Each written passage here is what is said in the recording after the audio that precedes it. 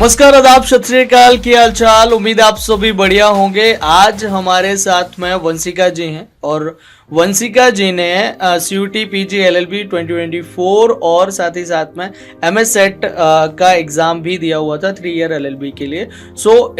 कैसे इन्होंने प्रिपरेशन करी, पूरी इनकी जर्नी को जानेंगे।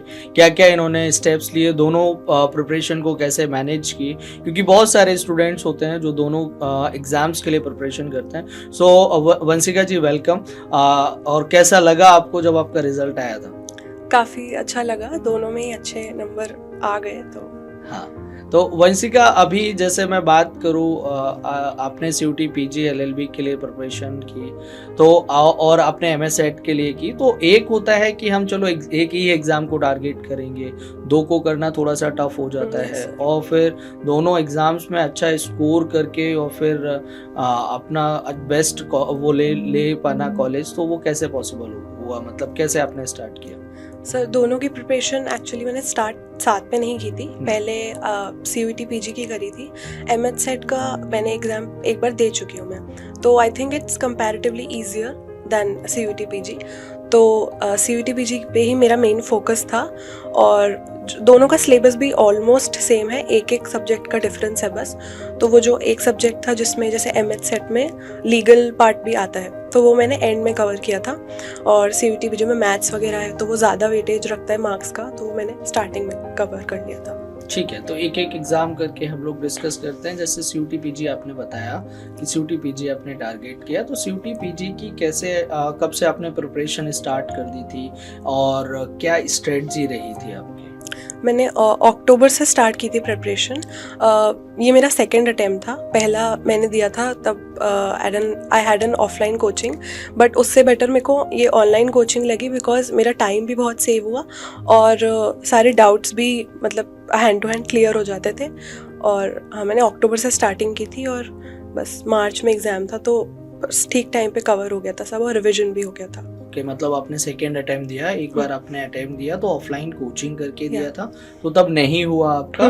फिर आपने देन चूज किया अड्डा से ऑनलाइन करेंगे, तो ऑनलाइन करने के बाद में फिर आपने किया। परफेक्ट। सो आपकी, अगर मैं यहाँ पर बात करूँ कि कोई ऐसा सब्जेक्ट था जिसमें बहुत ज़्यादा इंटरेस्ट था और ऐसा कोई सब्जेक्ट जो बहुत ज़्यादा वीक था, जिसमें बहुत कम इंटरेस्ट था, या फिर उसको कैसे आपने टैकल किया? एक जनरली स्टूडेंट को प्रिपरेशन के टाइम पे ऐसा होता है। जो इंटरेस्ट था, मतलब GK में मुझे वैसे इंटरेस्ट बहुत है, बट मेरी वीक है GK। और शुरू में ये था कि जो चल रही थी क्लासेस, तो मतलब मेरे को उसमें थोड़ी सी प्रॉब्लम हो रही थी, बट फिर आपने भी जैसे ज्वाइन किया तो उसके बाद से बहुत काफ़ी इजी हो गया था GK कंप्लीट करना। और इजी सब्जेक्ट आपके लिए कौन सा जिसमें बहुत अच्छा? Easy I think logical reasoning थी, तो उसमें मेरा मतलब थोड़ी ठीक ठाक हूँ मैं लॉजिकल रीजनिंग में, तो वो चीज़ इजी लगी थी, वो जल्दी भी कवर हो गया था। Okay, perfect. तो आपने CUT PG का एग्जाम दिया और उसमें मुझे आपने बताया था कि आपका CLC में हुआ है। yes, और अभी महाराष्ट्र का अभी वो चल रहा है, प्रोसेस चल रहा है, तो उसमें अभी आपका, तो MS सेट का आपका स्कोर टोटल कितना है? MS सेट में 99.81 परसेंटाइल 99.81 परसेंटाइल आपका MS सेट का है। परफेक्ट, बहुत अच्छा स्कोर होता है ना। और ये भी आपका सेकेंड अटेम्प्ट था? Yes sir. और जो अभी फर्स्ट टाइम, जैसे स्टूडेंट्स जो फर्स्ट टाइम प्रिपरेशन करते हैं, तो उनको किन किन पॉइंट्स का ध्यान रखना चाहिए अकॉर्डिंग टू यू, जो आपने मिस्टेक्स करी हो वो मिस्टेक्स वो ना करें? जैसे ये होता है, कुछ लोग ऐसा करते हैं कि जैसे मैथ्स और LR है तो बहुत ज़्यादा फोकस उन पे कर लेते हैं, और GK जैसा पार्ट हो गया या इंग्लिश हो गया तो उसको बहुत ज़्यादा देखते हैं कि बाद में हो जाएगा। बट मेन प्रॉब्लम कभी कभी इंग्लिश में भी आ जाती है, और GK में तो खास करके, क्योंकि GK के भी 2-3 क्वेश्चंस थे जो मुझसे भी नहीं बने थे इतना प्रिपेयर करने के बाद भी। तो GK पे शुरू से ही फोकस करना चाहिए, और न्यूज़पेपर एनालिसिस वगैरह पे, और मैथ्स LR तो साथ में फिर करनी ही चाहिए। ठीक है, तो प्रिपरेशन जैसे आपने लास्ट ईयर जो प्रिपरेशन आपने फर्स्ट टाइम जो करी थी, वो कब से स्टार्ट करी थी आपने? सर, लास्ट ईयर मैंने करी थी, जैसे लास्ट ईयर थोड़ा लेट हुआ था एग्ज़ाम, शायद जून में था एग्ज़ाम, तो लास्ट ईयर भी मैंने अराउंड सितंबर अक्टूबर के अराउंड ही स्टार्ट करी थी। बट वहाँ जाने आने की प्रॉब्लम, ये मतलब कि और हॉलीडेज़ वगैरह हो जाते थे, तो उस वजह से टाइम भी बहुत होता था। बट ऑनलाइन में ये था कि टाइम आपका सेव हो रहा है और आप ढंग से पढ़ पा रही हूँ। तो ये पे मेरा एक छोटा सा, वैसे तो क्लियर ही हो गया कि ऑफलाइन बेस्ट है या ऑनलाइन बेस्ट है, तो इसमें आपकी तरफ से क्या है? सर मेरे को पहले पता होता तो मैं भी पहले अटेम्प्ट में ऑनलाइन ही लेती। मेरे लिए हिसाब से ऑनलाइन ही बेस्ट है। ऑनलाइन बेस्ट है, परफेक्ट। सो एक क्वेश्चन ये, जनरली जैसे दोनों पेपर को आपने बताया वो तो चलो समझ आता है, लेकिन बैलेंस कैसे किया आपने दोनों प्रिपरेशन को? एक में अगर मैं बात करूं तो जीके में इधर CUT PG LLB में 12 to 15 क्वेश्चंस रहते हैं और वहां पर 30 क्वेश्चंस हैं, तो कैसे आपने बैलेंस की चीजें? जैसे जीके का तो मतलब जैसे CUT PG के लिए मैथ्स और LR तो चली रही थी, LR भी सेम MH सेट में आती ही है, बट जीके का ये था कि MH सेट में वही ज़्यादा वेटेज है उसका, तो न्यूज़पेपर एनालिसिस वगैरह किया सुबह। मतलब 2-3 क्लासेस मेरे को जीके की लेनी ही पड़ती थी, न्यूज़पेपर एनालिसिस, फिर करंट अफेयर्स अलग से, फिर नॉर्मल स्टैटिक जीके वगैरह, तो सब की मैं 3 या 4 क्लासेस लेती थी दिन में। उसके बाद मैं फिर मैथ्स या LR देखती थी। अच्छा, तो आपने अड्डा के बारे में आपको कैसे पता चला था? अड्डा के बारे में जैसे लास्ट ईयर भी जब मेरा पहला अटेम्प्ट था, तो मुझे जैसे कुछ डाउट होता था तो मैं जैसे यूट्यूब पे सर्च कर दी थी, तो जैसे मैंने देन आई केम अक्रॉस अड्डा, तो मैंने वहाँ तब पिछले साल भी थोड़ा बहुत वीडियोस वगैरह देखे थे, तो इस साल फिर मेरे को पता था मुझे ऑनलाइन ही लेना है, तो इसलिए आई चूज अड्डा। मेरे डाउट्स वगैरह अच्छे से क्लियर हो गए थे। परफेक्ट। सो एक और मेरा आपसे सवाल है कि जैसे मैंने आपसे पूछा कि आपने जो अपनी प्रिपरेशन करी है, तो ये यूट्यूब से कितनी की और पेड बैच से की, कैसे क्या आपने किया था और कब ज्वाइन किया था? जैसे मैंने सितंबर में सोचा था मुझे ऑनलाइन लेना है, तो मैंने अड्डा का जैसे यूट्यूब वगैरह पे सर्च करा, तो वहाँ भी मैंने देखा कि बहुत ईजिली मेरे को समझ में आ रहा था। जैसे मैथ्स अगर मैं ऑफलाइन कोचिंग में लूँ तो मतलब जल्दी कोर्स कंप्लीट करना होता है, बट ऑनलाइन में ये था कि एक सब्जेक्ट को भी और एक चैप्टर को भी इतना अच्छे से समझा रहे थे कि मुझे अच्छे से समझ में आ रहा था और मेरे हो रहे थे डाउट्स क्लियर, टॉपिक्स क्लियर। तो तब मैंने सोचा कि अड्डा चूज़ किया मैंने, और उसके बाद मैंने सोचा पेड बैच लेना है। यूट्यूब से भी मैं लेती थी, जैसे न्यूज़पेपर एनालिसिस की सुबह आप क्लास लेते हो वो, और करंट अफेयर्स वगैरह स्टैटिक जीके की क्लासेस यूट्यूब से भी लेती थी, और पेड बैच में भी एनरोल किया था मैंने अक्टूबर में। पेड बैच कौन सा था आपका? पेड बैच मेरा लक्ष्य 1.0 था। लक्ष्य बैच था। परफेक्ट। तो उस टाइम पे आपने एनरोल कर लिया था और फिर अपने अच्छे से प्रिपरेशन करी। कुछ टाइम आपने यूट्यूब के जो डेली करंट अफेयर्स वगैरह होते हैं उनको दिया, बाकी का पेड क्लासेस पे आपने फोकस किया। परफेक्ट, ये चीज होनी भी चाहिए। अच्छा, एक क्वेश्चन जनरली रहता है बच्चे को कि बहुत सारे बच्चे ये ऐसे होते हैं जो ये सोचते हैं कि प्रिपरेशन जो हम कर रहे हैं ये छोटा सा एग्जाम है और ये YouTube की क्लासेस से या सेल्फ स्टडी से ऐसे करके हो जाएगा। उस पे आपका पर्सनल ओपिनियन क्या है? सर मेरे को भी लगा था कि शायद मैं YouTube से कर लूँ, बट कुछ टॉपिक्स ऐसे होते हैं जैसे YouTube पे 1-on-1 डाउट्स इतने क्लियर हो जाते हैं, बट इतना भी नहीं। अगर जैसे कुछ 2-3 बच्चे हैं वो मतलब कंपैरेटिवली पूरे बैच से ज़्यादा वीक है, तो उन पे थोड़ा सा ज़्यादा फोकस होना चाहिए। तो वही पेड बैच में ये होता है कि उनको अगर अलग से भी अपनी प्रॉब्लम्स पूछनी है या कुछ भी बात करनी है तो वो भी कर सकते हैं पेड बैच में। तो कंपैरेटिवली कौन सा बेस्ट ऑप्शन है अकॉर्डिंग टू यू? मेरे हिसाब से तो पेड बैच आपके हिसाब से सही है, क्योंकि वहाँ पर आपको सारी डिटेल क्लासेस हैं, वो सब कुछ शेड्यूल वगैरह भी बना हुआ होता है। हाँ, सो जब आपका रिजल्ट आया था, क्योंकि फर्स्ट टाइम में तो आपने बताया कि वो आपको होप जो थी वो नहीं हो पाया, जो सेकेंड रिजल्ट जब आया और जब आपको CUT का रिजल्ट आया तो कैसा लगा फिर आपको? एंड जब MS सेट का आया 99.81% आपने बताया, तो तब कैसा लगा आपको? पहले एक्चुअली महाराष्ट्र का रिजल्ट आया था तो वो 99.81 आई थी, तो काफ़ी अच्छा लगा मुझे देख के, मतलब लग गया था कि फर्स्ट या सेकंड प्रायोरिटी वाला कॉलेज मिल सकता है।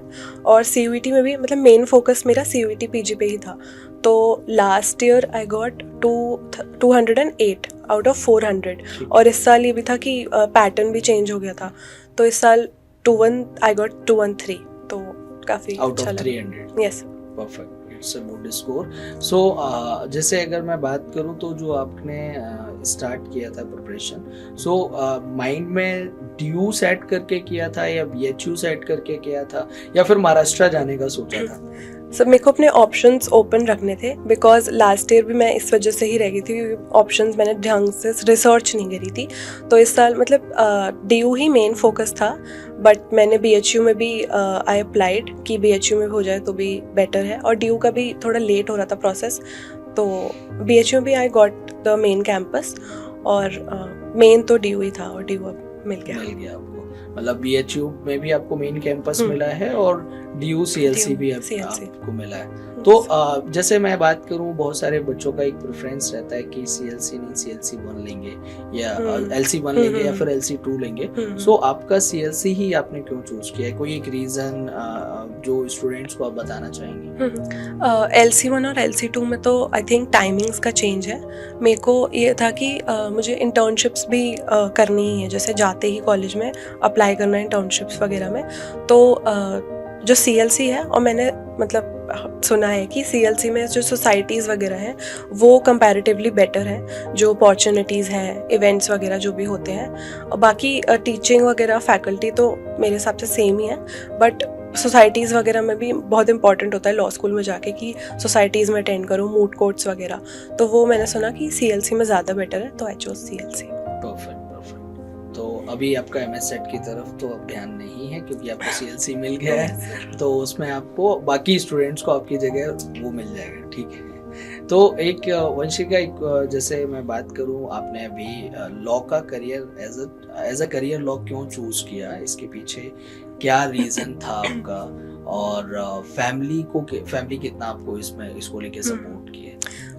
मेरा प्लान तो था 12th के बाद ही क्लैट देने का, बट उस टाइम मतलब फैमिली ने इतना वो नहीं किया मोटिवेट या फिर सपोर्ट कि हाँ कर लो, या ये मतलब ये बोला कि डिफ़िकल्ट होता है लॉ वैसे तो देख लो। तो फिर उस टाइम इतना सपोर्ट मिला नहीं, तो मैंने उस टाइम ग्रेजुएशन की BBA में।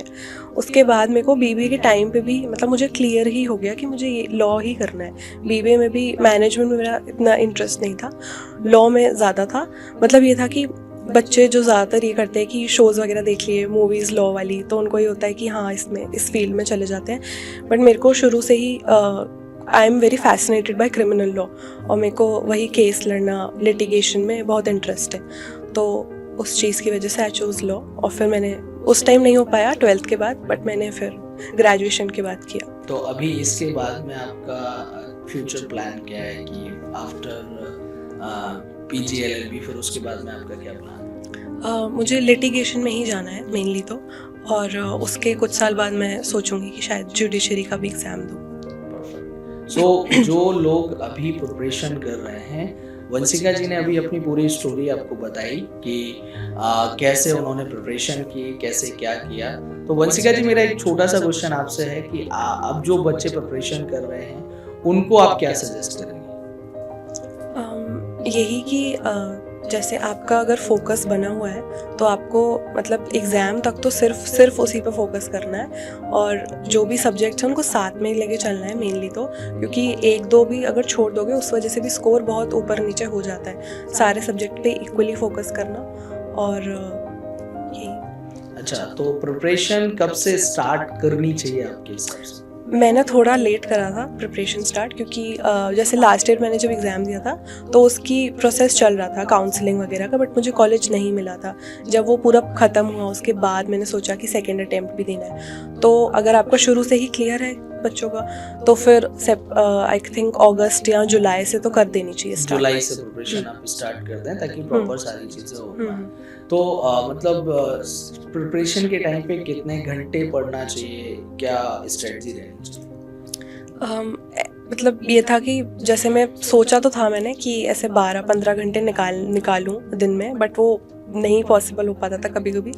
तो मेरा तो ये था कि घर पे I used to study at night, कि पूरी रात पढ़ के, और सुबह जैसे आपकी भी क्लास 8 बजे होती थी तो पूरी रात पढ़ के मैथ्स करी कुछ घंटे, फिर कुछ घंटे LR करी, इंग्लिश भी करी, थोड़ी सी GK वगैरह पे फोकस किया। फिर सुबह आपकी क्लास लेके और मैथ्स की क्लास लेके, जैसे जो रिवीजन क्लासेस होती थी एंड के टाइम पे रिवीजन क्लासेस, फिर एक मतलब सारी क्लासेस लेके कुछ 12 बजे दिन में आई यूज्ड टू स्लीप, और फिर शाम को उठ के फिर स्टार्ट कर देती थी पढ़ाई। सो बहुत अच्छा लगा वंशिका जी आप यहाँ पे आई, और थैंक यू वेरी मच, है ना, और all the best for your future, है ना। और आपको बहुत सारी बेस्ट विशेस मेरी तरफ से, अड्डा की टीम की तरफ से भी, ताकि आप अपनी लाइफ में ऐसे ग्रो करो बढ़िया तरीके से और आगे बढ़ो। Thank you so much. Thank you so much.